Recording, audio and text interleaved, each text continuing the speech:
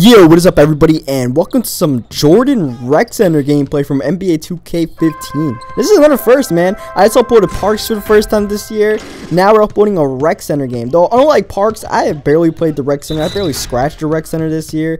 And you guys see the squad I'm rocking with here. It's some of the same people do the park with. You see Michael there. You see Walshy, Brian, some of the stuff. Some of the people I mentioned in the last video about the park stuff. And then you guys see Celtics and Pats. That's our 5th teammate out there. So we got the Jordan Rec Center squad going. It's a pretty good squad. You see, I'm the point guard because Denny Tice is easily the shortest dude in the squad at 5'11". So I'm always the shortest whenever it comes to any sort of park squad or Rec Center squad or anything like that. So I'm just running point.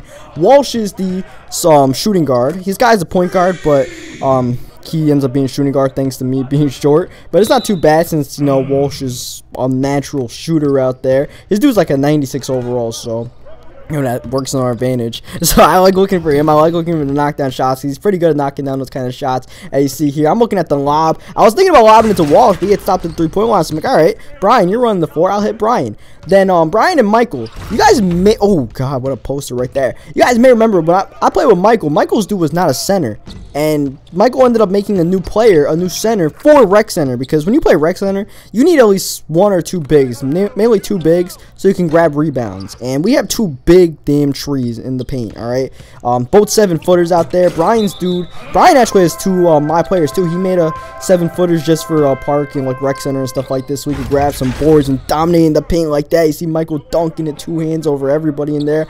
And then Celtics and Pats, he's just our small forward out there. That's a pretty good squad. It's like an actual NBA roster when you think about it. Like, it's pretty like well balanced as far as height of players, skill set of players, and that's our squad out there. And before we had this kind of squad, we did play a few Rec Center games. We just lost every single one. But ever since we got this new height, now we're starting to actually win Rec Center games. And entering this game, we were actually on a 4-game winning streak. So that was really good, but unfortunately we ended up down 9 points, though we are closing the gap towards the end of the second quarter out here. You see we're just gonna call him Frunch, Celtics and Pats. His Twitter handle is Frunch. We're just gonna call him Frunch out here. You see Walsh finding Denny Tice open, and Denny's gonna get his first points of the game.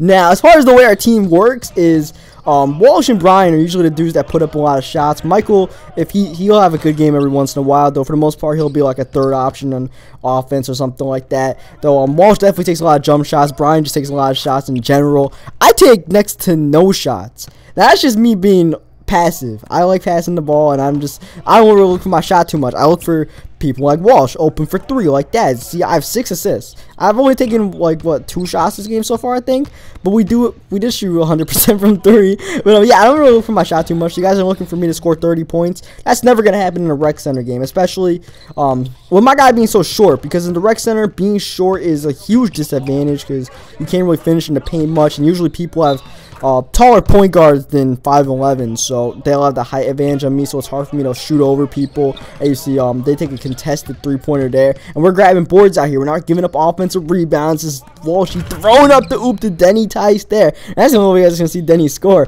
Just off of wide open stuff like that. And that's the second time Walsh hit me out there. That time the alley-oop, Denny skying up with 1 hand. And after being down 9 points in that second quarter, now as Frunch is going to knock down the jumper here, we're going up by 9 points ourselves toward the end of the 3rd quarter. Now, hopefully, like us, they don't make a run and we can just solidify the lead. But unfortunately, they do go on the run. You see they knocked down the 3-pointer there. The Cowboy hat knocked it down. Cowboy hat again. That's their center who's got the range. Back-to-back threes. And actually, it's like 3 threes in a row for their team as Walsh taking it to the paint. Good look there. Just couldn't get the finish. And then on the fast break, it's a 3-on-1. Poor Denny Tice. I was just screwed. I was just hoping I didn't give up a 3 in that situation. You know, they got a lob attempt. I was hoping I could try to stop it. Otherwise, now all of a sudden we're in a bad situation here. Turnover by them. They had a chance to take the lead on that possession. Instead, Frunch pulling up the 3-pointer in transition, not able to get it to go on the rebound. They're throwing it up, and this is going to get them the lead. I think Frunch was back on defense trying to get the block, but he couldn't, and now we are down 1 point, though. Frunch in the paint's able to finish that off the Walshy feed.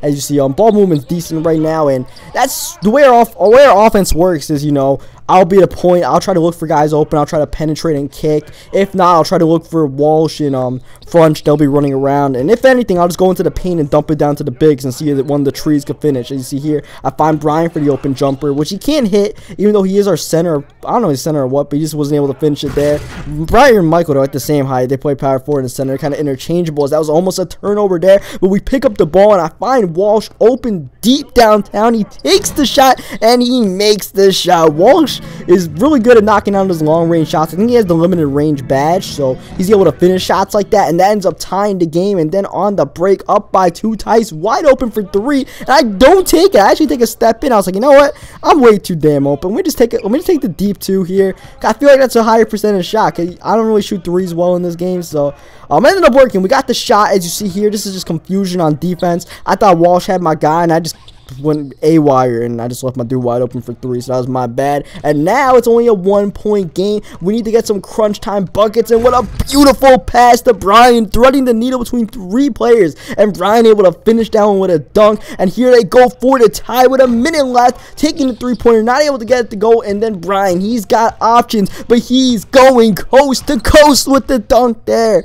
Big 7-footer running the floor, and now it's a 5-point game. They have to score. They need to score quickly too, and they take the 3, step back, not getting it to go. In this 4th quarter, they were just jacking up 3s, and eventually they stop going down as we get the clutch steal there. I read the passing lane, a 5-point game, and I easily could have jacked that 3 up or even taken it to the rim. But we play it smart and we run some clock. Let's just use the shot clock. Shot clock's our friend right now. Even when we missed a shot, you know, it's still a 5-point game. I kick it back to Walsh here. 8 seconds left. And they start reaching in like crazy. And that's just a bad foul right there because the shot clock's going to reset back to 14. That allows us to run more clock. But even though Walsh is open, Michaels somehow throws a turnover there. Not a bad pass, just a bad situation there as they're going to try to take a 3-pointer. My dude takes one. We contest it and he's not able to get to go. But they get the offensive rebound, keeping their slim hopes alive. They wanted to pull it up, but was not a 3. Instead, they're passing the ball, and Michael's in the passing lane, reading that one, getting the steal, and that's going to wrap this game up as we're just going to try to jack up any shot at the end of the shot clock. And what this actually does is allows us to get a double-double. Can I go to the free throw line to shoot 3 free throws, knock them all down, and we end up with 10 points, 11 assists, and more importantly, the win. An 8-point win in what was a close game. So, you know, leave a like in the video if you guys enjoyed this Rec Center gameplay. You know, just having fun at the Rec Center. I'm not going to drop too many Rec Center games, but just every once in a while I might drop one for you guys. I'll try to post the close games. We're in really close games like this. And, yeah, subscribe for that, and I'll catch you guys next time.